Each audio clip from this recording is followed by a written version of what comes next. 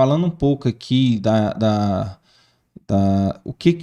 dando uma introdução para quem está assistindo, o que é um agente autônomo, o que é uma corretora de investimentos, para as pessoas também já entenderem esse básico. Qual é o diferencial de uma corretora, de um agente autônomo para um banco também, né? Para as pessoas entenderem. Assim, tanto os bancos como as corretoras, né, eles obedecem, né, leis, né, e a órgãos específicos de fiscalização, que são o Bacen e a CVM, né, a Comissão de Valores Imobiliários. Então, assim, hoje, para você ser um agente autônomo, né, você precisa passar por uma seleção, uma prova, que você realiza através da ANCOR, né, que você é ligado à CVM. Então, nessa certificação que você tira, e depois que você passa nessa prova, você também ainda tem um código de ética que você tem que aprovar, que aceitar, né? E ali você está atestando que você está obedecendo algumas regras, alguns códigos, né? Para você trabalhar de forma obedecendo algumas regras, né? Então, assim, hoje o agente autônomo, o assessor, como é chamado, ele faz muito paralelo com o gerente de banco, né? Se a gente for falar assim das duas instituições. O gerente de banco, ele também segue alguns códigos de éticas. Hoje tem a Ambima, que é uma certificação que os bancários que vão trabalhar, que vão distribuir investimentos, precisam tirar essa certificação. Inclusive, eu dou aula para eles tirarem essa prova através de um instituto, que é o IFB, dou aula para essas pessoas que querem tirar essa certificação, e eles também obedecem alguns códigos de ética, né? Então, assim, hoje, as três principais funções aí do agente autônomo, né, é prospectar e captar cliente. Então, essa é uma das principais. A segunda é recepcionar e registrar as ordens, né, que é acordada com o cliente, né, nas plataformas que você tá dentro, né?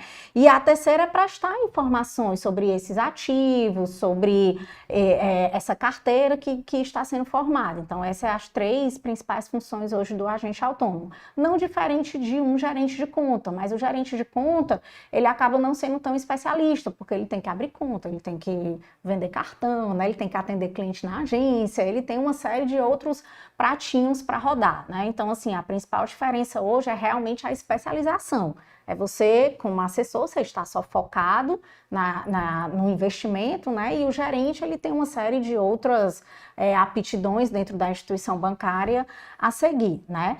Mas todos os dois, como corretora, como banco, tem a questão também dos ativos com o fundo garantidor de crédito, né, que até 250 mil por instituição, por CPF, né, alguns ativos estão aí seguros pelo fundo garantidor de crédito, no caso de uma falência, né, de algum banco, então todos os dois seguem isso.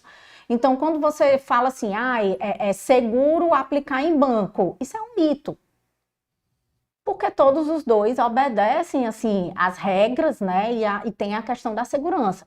O que vai diferenciar realmente, Carlos, é a questão do atendimento, da variedade dos ativos, né, do acesso à plataforma, né. Então, assim, tem investidores que não gostam de ter o atendimento presencial, gostam de ter uma ferramenta, uma plataforma que seja fácil acesso e que atenda ele de imediato quando ele precisar, né? Agora, já tem investidores que gostam do presencial, que gostam de ir lá, conversar, que gostam que o assessor vá na casa, né? Ou que gostam de ter ali a agência bancária para ele ir todo dia. Principalmente os aposentados.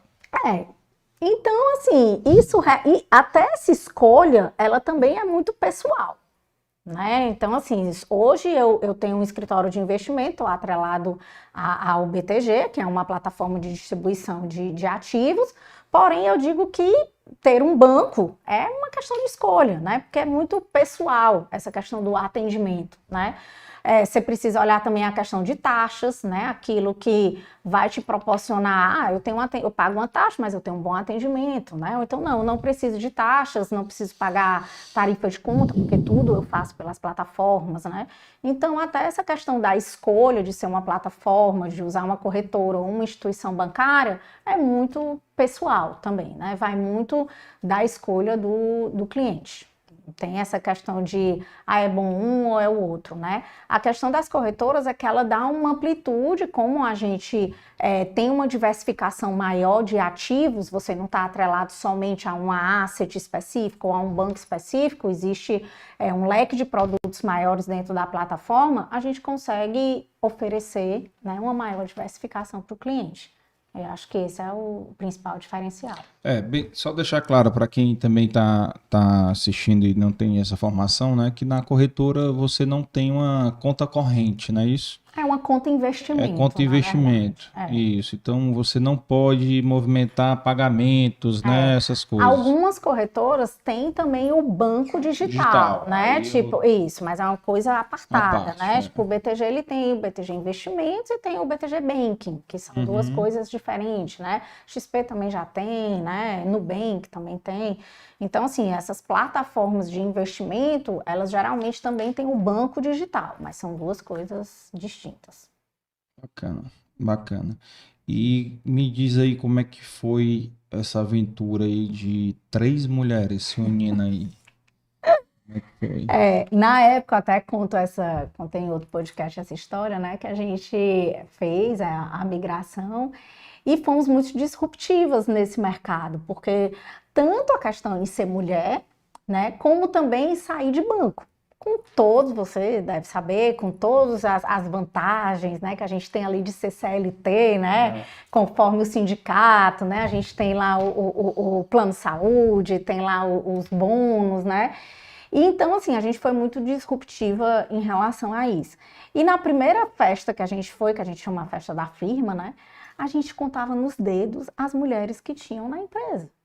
E assim, a Aqua, ela já tinha, na época, 8, 9 filiais no Brasil, né? E a gente contou nos dedos as mulheres que tinham na festa. Então, isso chocou um pouco a gente, né? Assim, nesse primeiro momento, né? Assim, como que a gente vai conseguir entrar nesse mercado sendo mulheres, vindo de banco, né? Mas, graças a Deus, nós fomos muito bem acolhidas, né?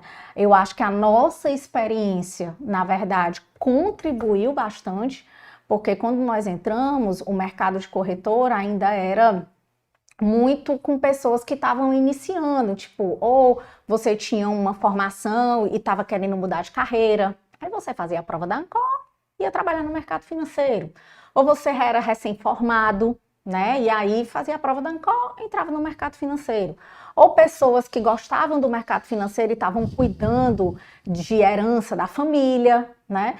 Então, assim, não tinha tantas pessoas de banco com conhecimento de mercado financeiro, exatamente, né?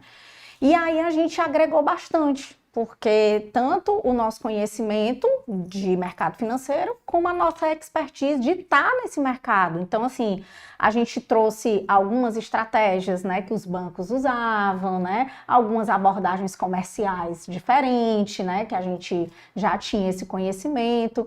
E 2 anos depois, ano passado, quando a gente foi para a festa da firma, que em 2020 nós não tivemos, né, por conta da pandemia. Sim. E em 2021, quando nós retornamos até a festa presencial da festa da firma, nós ficamos muito felizes, porque aí já era mulherada, já estava tomando conta. Então, a gente ficou muito feliz de ter dado esse passo assim, inicial e ver que hoje, né, a gente realmente tem um retorno assim, muito positivo dos nossos clientes e da nossa equipe também na nossa empresa, graças a Deus. Os clientes têm confiança? Não tem preconceito também, não? Não, assim, eu acho que, assim como toda profissão, né, existe, né, as pessoas...